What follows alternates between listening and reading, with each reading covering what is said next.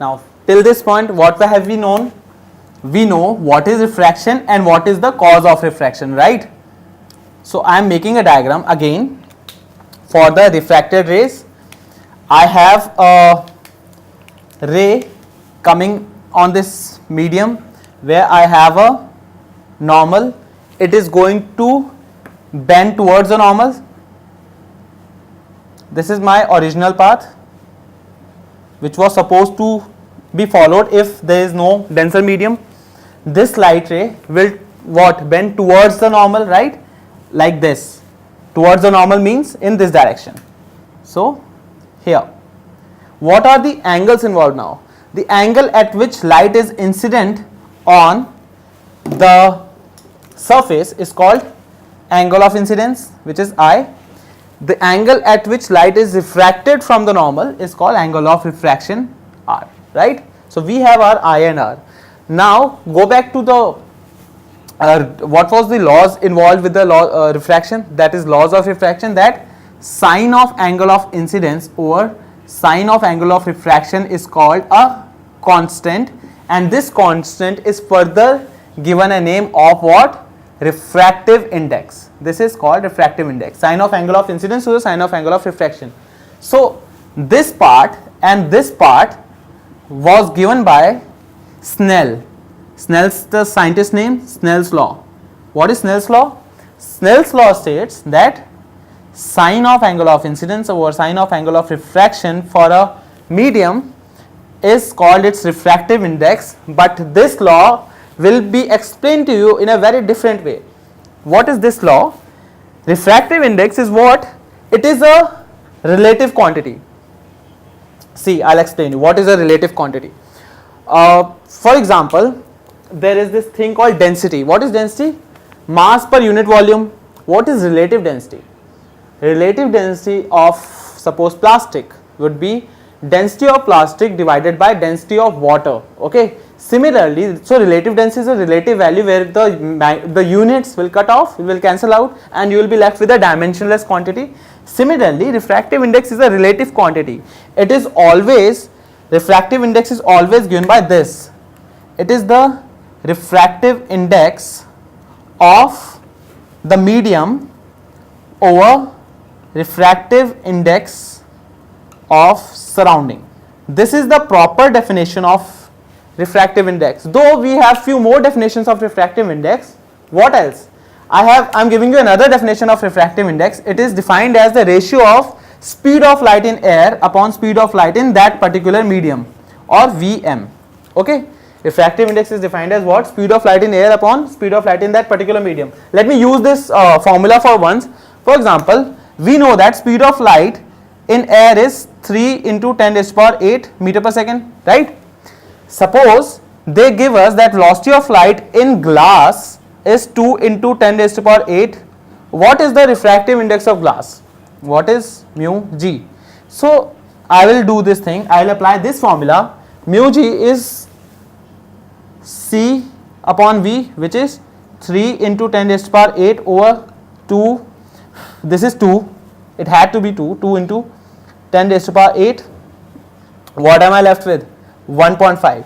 So refractive index of glass is 1.5. Now as I was telling you guys that refractive index is a relative quantity, that means this value 1.5 is basically what?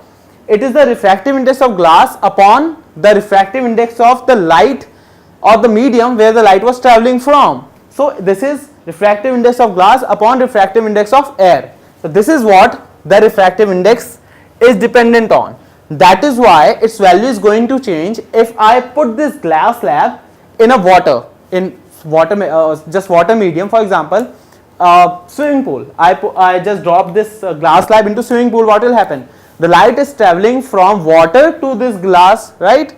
So refractive index, the definition and the formula is going to be what? The formula is going to be refractive index of glass upon refractive index of what was surrounding? Water. And otherwise, if in case of air, it is refractive index of glass upon refractive index of air. So this upon mu a, which is refractive index of air, is basically a silent thing. You know what? In English we use the alphabet silent. There are a lot of alphabets which are silent, right? So like P is silent in many words.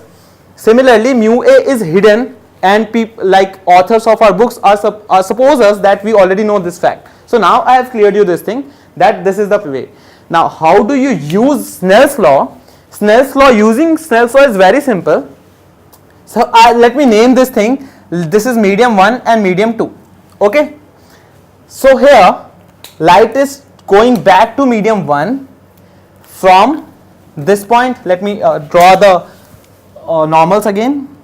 This is my normal, and this is my again the second refracted ray from the second interface. Okay. Now we were at this point that light is from 1 to 2, and here light is going from 2 to 1. Snell's law is very simple to know. Just remember one thing, that Snell's law said sine of angle of incidence to the sine of angle of refraction is mu of what? From the medium which is light going to the medium in which light is coming. For this interface, refractive index will be 1 mu 2, and for this interface, this is a different angle I1 and this is a different angle R1. Okay, just for example, so at here my application of Snell's law would be what? Sine I1 upon sine R1 will be equal to mu, from where to where? Light is going from 2 to 1, so this is 2 mu 1. Simple. Just write the numbers. This is the number, the source, and this is the number which is target. 2 to 1, 2 mu 1. At this interface it was 1 to 2, so 1 mu 2, and 1 mu 2 is further written as mu 2 over mu 1. This is, so this part and this part is now very easy. So this is the link which you should always write, because we are going to use this a lot of places. We will always follow this terminology. First we will write according to Snell's law, sin I upon sin I equal to, I will not use mu, I will use either 1 mu 2 or 2 mu 1. For example, in this case the light is going from air to glass, so I would be doing what? Sin I upon sin I is equal to A mu G. This is A and this is G. And after that, what I know about this thing, this will be equal to mu G over mu A. This is the simplified form of Snell's law. And second thing, the speed upon the speed in medium is another formula for refractive index of light, which can be used anywhere.